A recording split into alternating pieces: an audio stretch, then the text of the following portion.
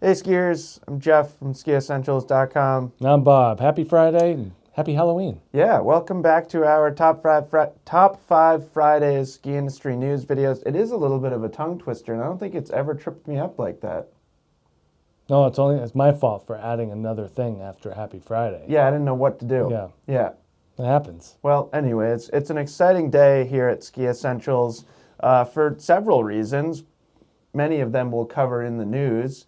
But yeah, it's Halloween, which is exciting. Yep. You've already been to a parade. I've been to a parade, stood out in the rain, probably do some more rain-related activities later this evening. Yeah. Yeah, Stowe does a really good job with Halloween. They close Main Street. And Yeah. don't they give the houses candy? There's a fund. You Yeah. can contribute money or candy, and then Yeah. the Stowe Area Association distributes to the houses because they just get crushed. I mean, it is quite a scene. Yeah. I've never really hung out for it, which is probably, I don't think I need to be here. It is certainly equal parts adult as it is kid oriented. That's true.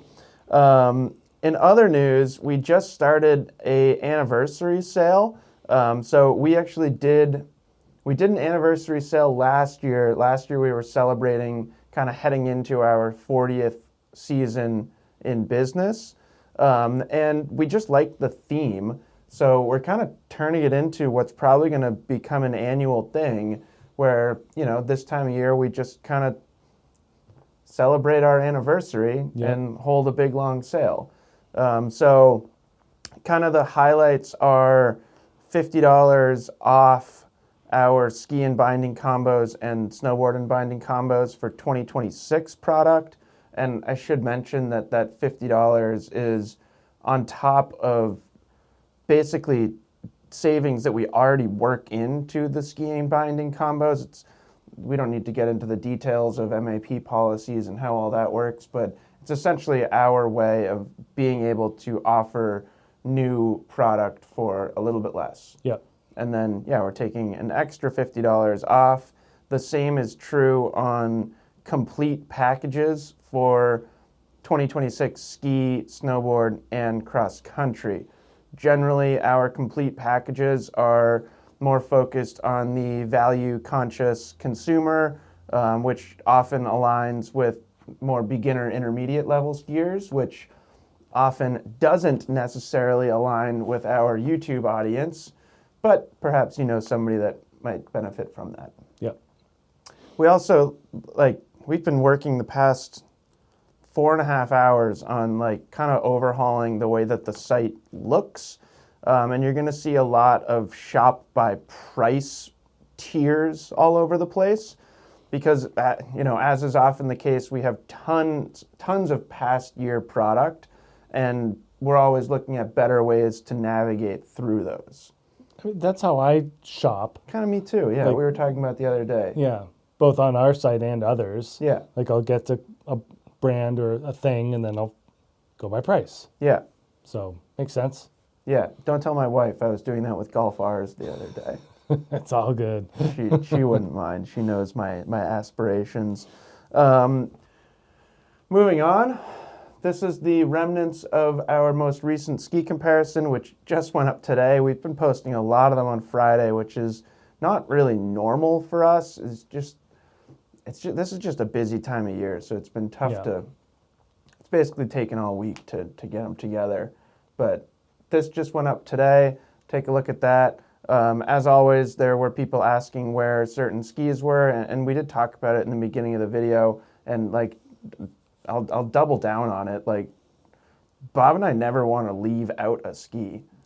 We literally try to include as many things as possible. There's not a mid-70s ski in this building other than maybe some of those package level skis that you were discussing. Sure. Yeah. And there's always, sometimes there are unique scenarios of challenging logistics. Like we have the Solomon Addict Pro 76 in stock, but physically they're all down at Killington in our Killington shop. Yeah. So it's sometimes we can get a transfer to happen if that scenario exists. Sometimes we can't. People were asking about the Faction Dancer 79. That one we just don't have in the building right now. Yeah. So, yeah, we always do the best we can It always seems like at least a couple people are like personally offended, and I don't know what to say. They really like validation that they're either on the right track or they've made the right choice. Yeah, And I understand that. I do too. It's not like we're doing it maliciously. There's no spite involved. Yeah, yeah. So just thought I would mention that. And then Bob, over there, you want to grab a teaser ski there? I'll grab the Marco nice Odermatt? one. Yeah, Yeah. why not? So next week we'll be moving into what will be our narrowest ski comparison, and similar to what I was just talking about. Actually, was just replying to a comment. Somebody was asking why we didn't include all the lasers in this video, and instead we only had the Montero AS behind you. And I replied and was like, oh, well, You're in luck. just wait. Yeah. Yeah, because there's like 7 Stokeleys over there. Yeah, 1, 2, 3, 4, 5, 6, 7. Yeah, 7. It's a lot. It's a lot of Stokeleys. It's a very Stokely heavy comparison, which will be fun. So that'll be next week, and then we'll move into, we still have to do like 110 Freeride, and then we'll do full-on powder, and then, I was thinking we could do some crowdsourcing and see what else people want us to do. Yeah. There are always inquiries for touring skis or like a really focused twin tip comparison, and I'd be open to Or redo our mid 100s. as most in a approachable. Most approachable to least. Yeah, there's Never done that before. There's all sorts of things we could do. Bob and I are hesitant to do women's ski comparisons without having a female presence in the studio here. We used to do them with Emily and with Allie. Yeah. Emily's in Aspen, and Allie's promoted. Allie's promoted and is our COO and is Yeah. too busy most of the time. But if you want to see Bob and I do a women's ski comparison, that's something that we could consider.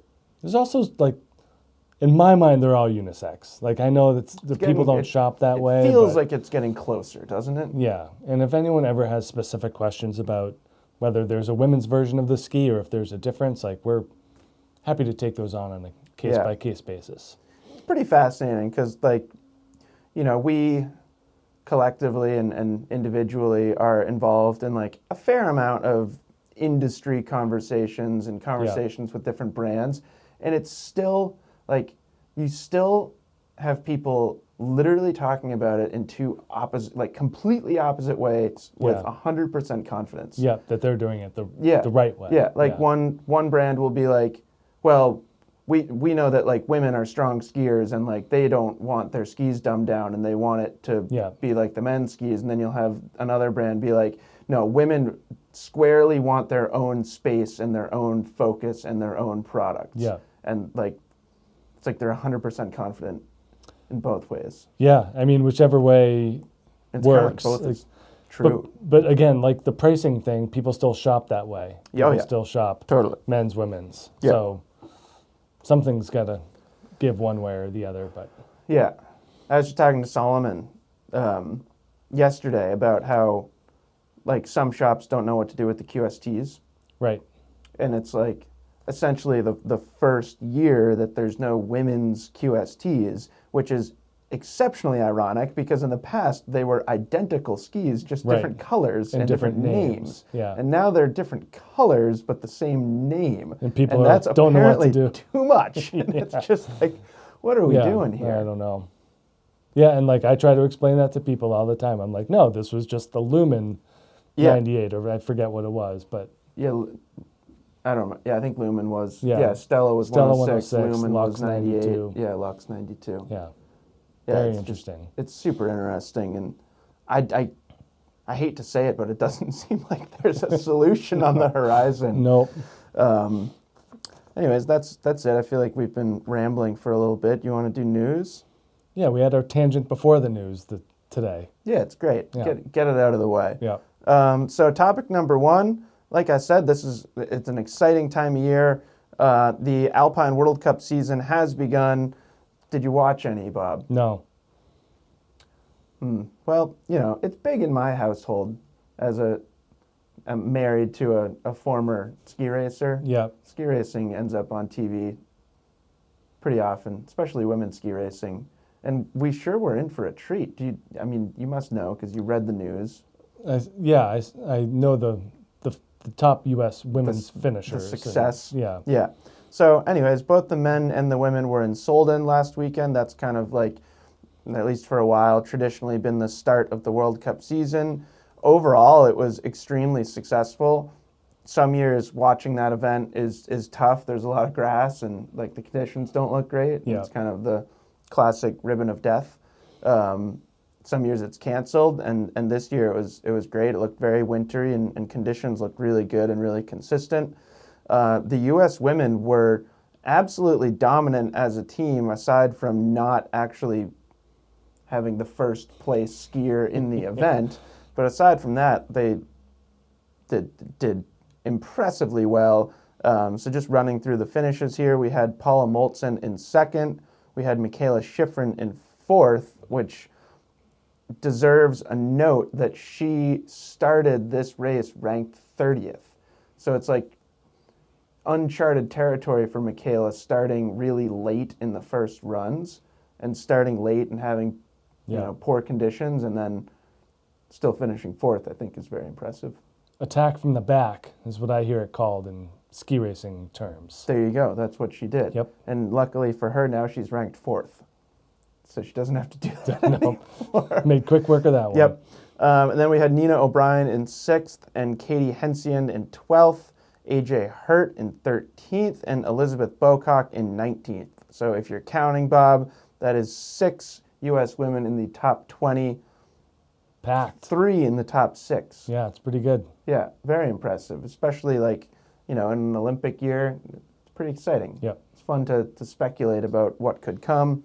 On the men's side, less exciting for the U.S. team, but shout out to River Radamus for picking up a 21st finish, and he was the only U.S. finisher to earn points. They did kind of send their like B or C-ish. For more experience. Exactly. Yeah. Do we know if the women of other countries sent their B and C teamers as well? I don't. And it was a think U.S. women's stack. I don't think so, because like Laura Goot was 3rd. I can't remember if there were any notable skiers not in the start list. Good question. Yeah. Next time I'll be sure to arm myself with that knowledge going into the news. But yeah, I'm excited. I think it's always fun when World Cup season gets underway. As long as they show it on TV, I can watch it. But hockey's really the only universally accepted sport to watch in my household. I watched it on Peacock. I think that's still like that's the best place. Hockey's the only universally accepted sport in your household? That's the one that everyone will watch. Very northern Vermont of you. Yeah, I guess so. Okay, moving on. Second topic of the week. At least speaking to here in the United States, ski season has officially begun. Both Keystone and A-Basin opened last weekend. They always try and compete against each other a little bit on who opens first, and A-Basin announced on Saturday that they would be opening on Sunday, and then shortly after that announcement, Keystone was like, we're going to open in an hour and a half. So technically, Keystone was the first to open. Congratulations to Keystone, and congratulations to those that live in Summit County and are skiing. I skied a Keystone opening day in I've done it several times. 1999, and it was horrifying. It's not, yeah. Have you done A-Basin opening day? No, just Keystone. I feel like A-Basin opening day is even, it's like more aggressive. Yeah. I don't know, like that one trail that they open first at at A-Basin, it's not like steep, but it's like there's some pitch in the middle of it, and it's not particularly wide, and you just get people like, I mean, it's just mayhem. I mean, nowhere's like great, but it's. No. I just remember being pretty traumatized by that experience. Yeah, I mean at Stowe, like it's a positive and a negative. It's a negative in the sense that it takes them a long time to get the mountain open, but they open with like long top to bottom runs. Yep.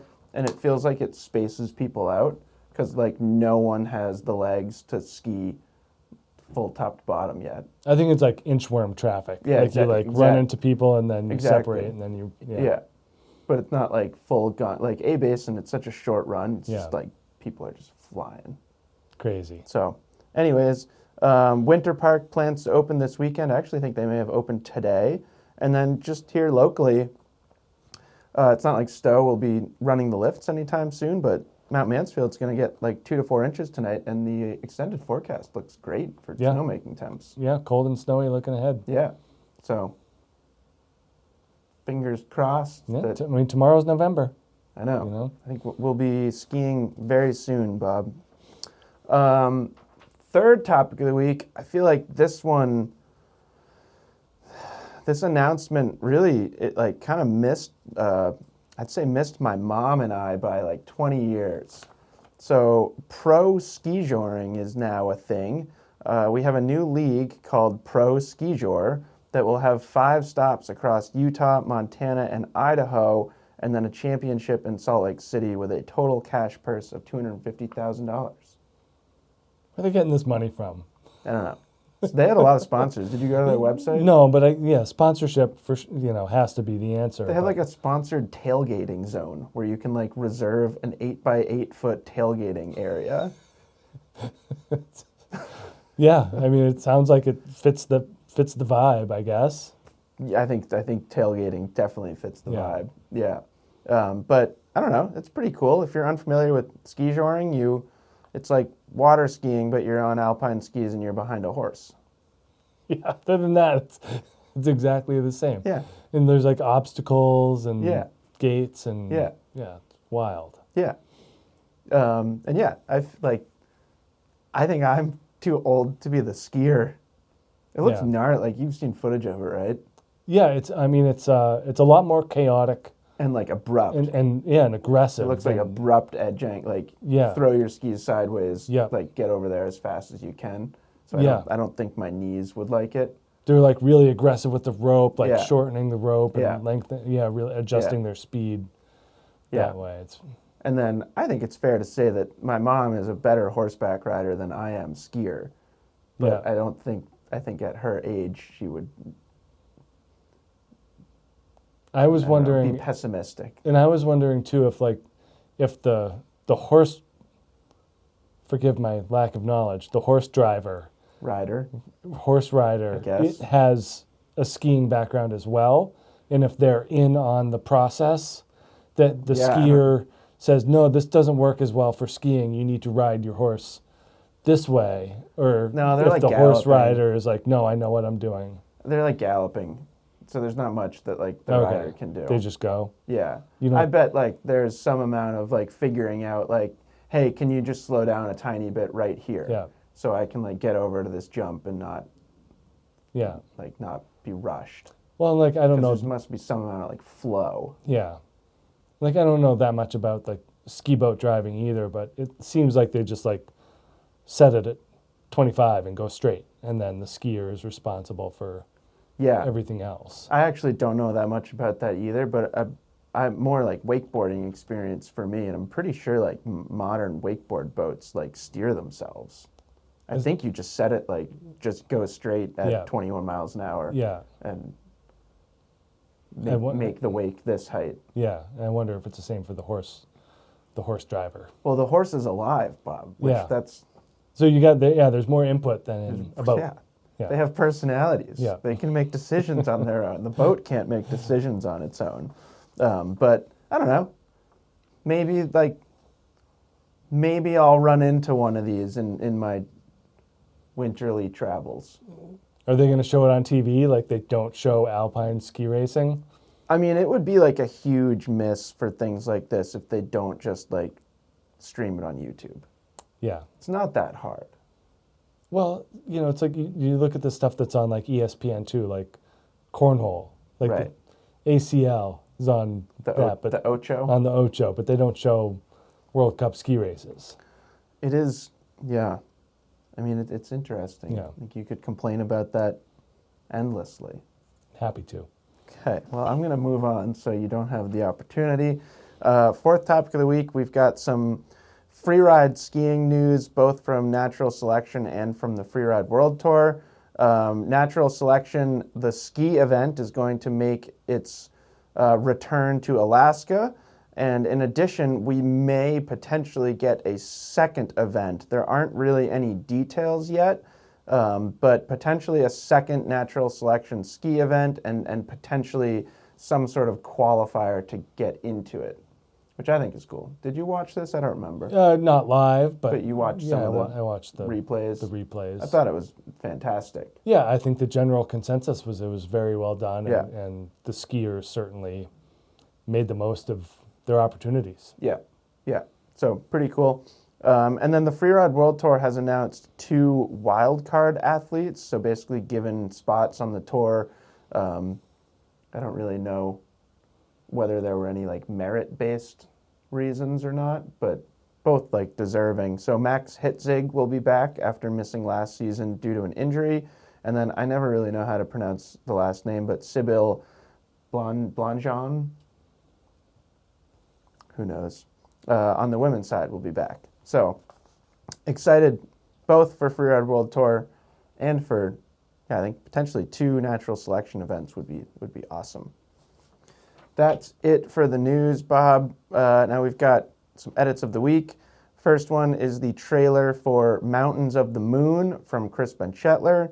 It looks incredible.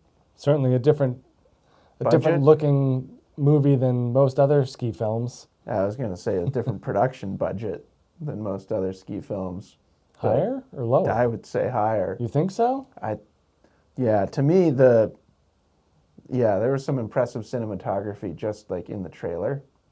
But you don't think that was like more digital based rather than... I think a lot of the lighting was real. Huh. Yeah.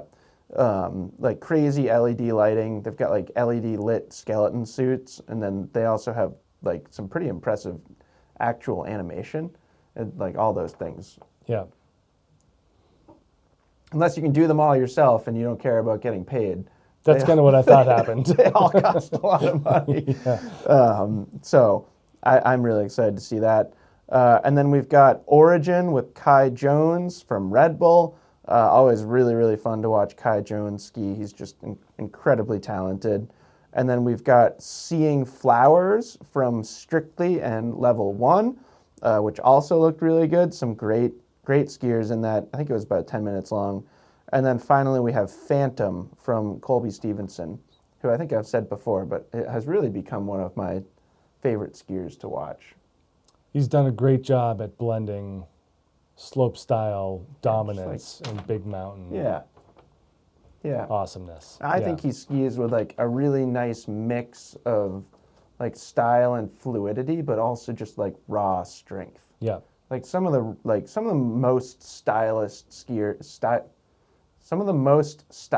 skiers in like the free ski world, it doesn't look like they're skiing with much power. It's more finesse. Yeah. Where Colby, like, I think does a really good job, like, kind of mixing those two things. Yeah. So, that's it. You got anything else, Bob?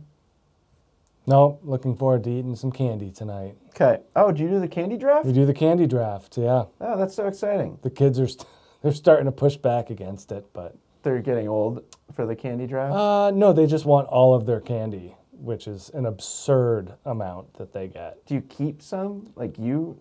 Yeah, I'll keep some, but then I'll bring the rest in here. Oh, sure. And leave it downstairs. How do you determine how much candy they're allowed to keep? We do 10 rounds. So they get 10 pieces of candy? Yep. I mean, it could be 30 rounds. You know, it's that much. I mean, I was just thinking back to like my childhood. The whole kitchen table is covered. It's disgusting. Yeah. So you got to put a limit on it. It feels like really responsible parenting, Bob. That's why they hate it so much. Yeah. It also feels like one of those things that they will never appreciate that you did. Maybe when they have kids of their own, they'll figure it out, but... Yeah, I suppose that might not be until the only time. Not until then. I can't imagine like 25-year-old Bob's daughter being like, gee, thanks, Dad. Yeah, that really made a lot of sense.